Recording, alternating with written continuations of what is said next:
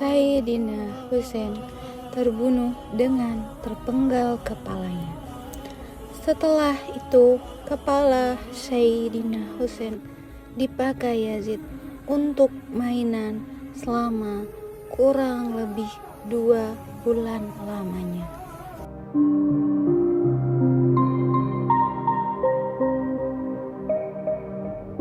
Assalamualaikum warahmatullahi wabarakatuh. Seiring dengan berjalannya waktu, Yazid menyesali perbuatannya terhadap Syahid Husain bin Ali. Dia menangis dan terus menangis. Kisah tangis penyesalan Yazid bin Muawiyah setelah terbunuhnya Sayyidina Husain. Dahulu Khalifah Yazid memiliki catatan sejarah hitam atas terpenggalnya kepala Sayyidina Husain, yakni tragedi Karbala yang tidak bisa terlupakan dalam hidupnya.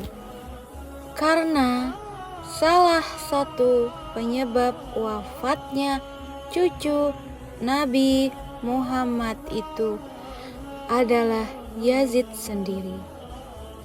Sayyidina Husain terbunuh dengan terpenggal kepalanya. Setelah itu, kepala Sayyidina Husain dipakai Yazid untuk mainan selama kurang lebih 2 bulan lamanya. Perbuatan ini sangat keterlaluan. Apalagi korbannya adalah kepala mulia cucu Nabi Muhammad Sallallahu Alaihi Wasallam. Namun anehnya, saat kepala yang mulia Sayyidina Husain digunakan untuk mainan, kepala itu tidak terluka sama sekali. Bahkan semakin bertambahnya hari, wajah mulia Sayyidina Husain lama-kelamaan malah semakin indah dan tampan. Peristiwa itu tentu menandakan bahwa Sayyidina Husain adalah cucu Nabi yang derajatnya mulia di sisi Allah Subhanahu wa Ta'ala. Beliau adalah sosok pemukanya, pemuda penduduk surga.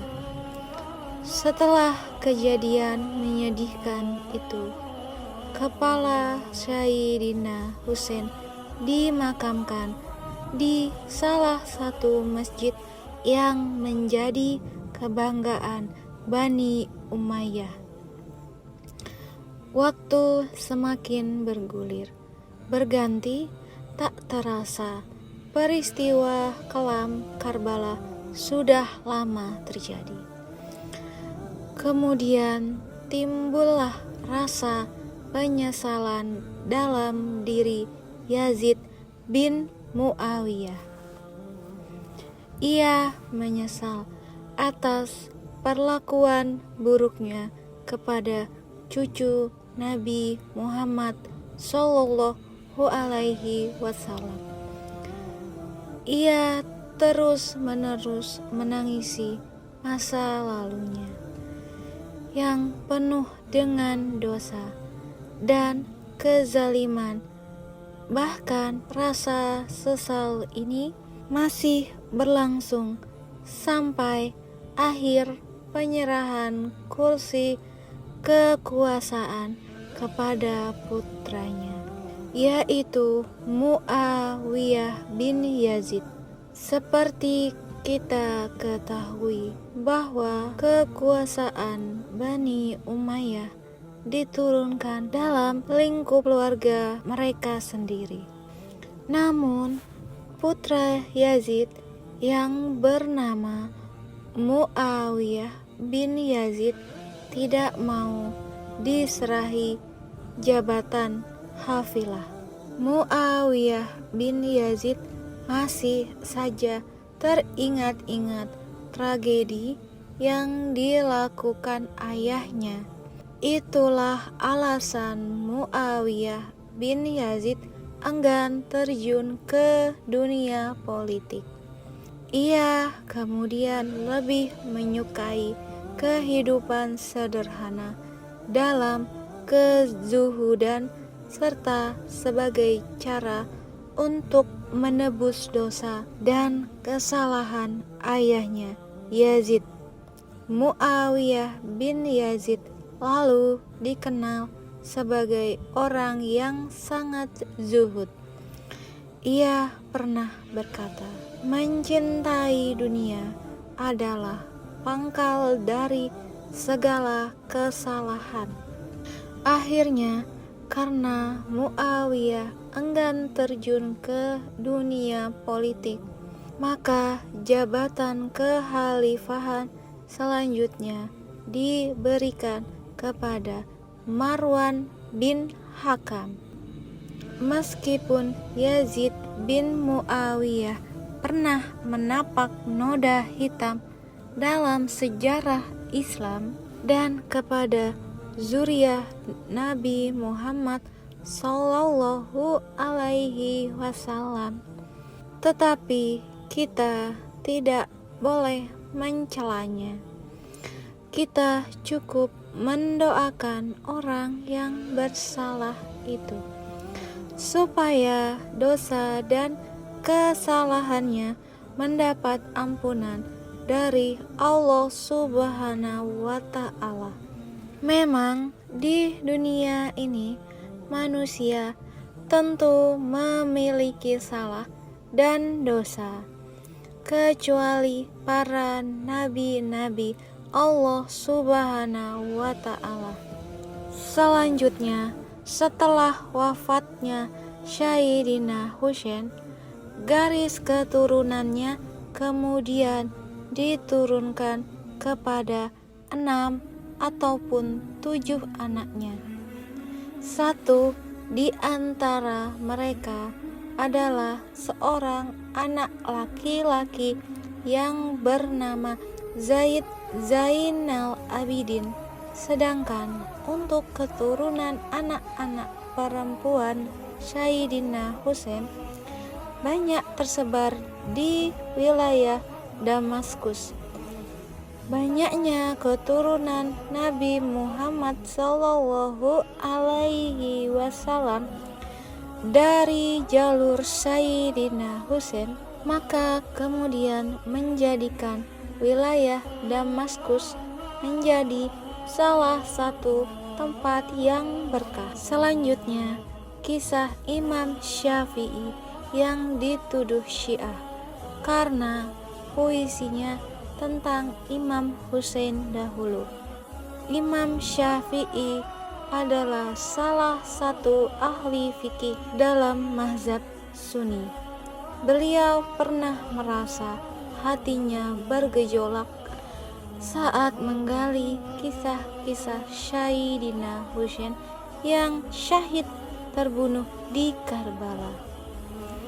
Beliau merasa berduka sedalam-dalamnya atas wafatnya cucu kesayangan Nabi Muhammad Sallallahu Alaihi Wasallam itu. Berat sekali rasa sedih itu mendapati hikayat kelam Karbala. Untuk mengungkapkan kesedihan itu, Imam Syafi'i lantas menuangkan dalam tulisan puisi. Ada sebuah puisi Imam Syafi'i yang bisa membuat para pembacanya meneteskan air mata.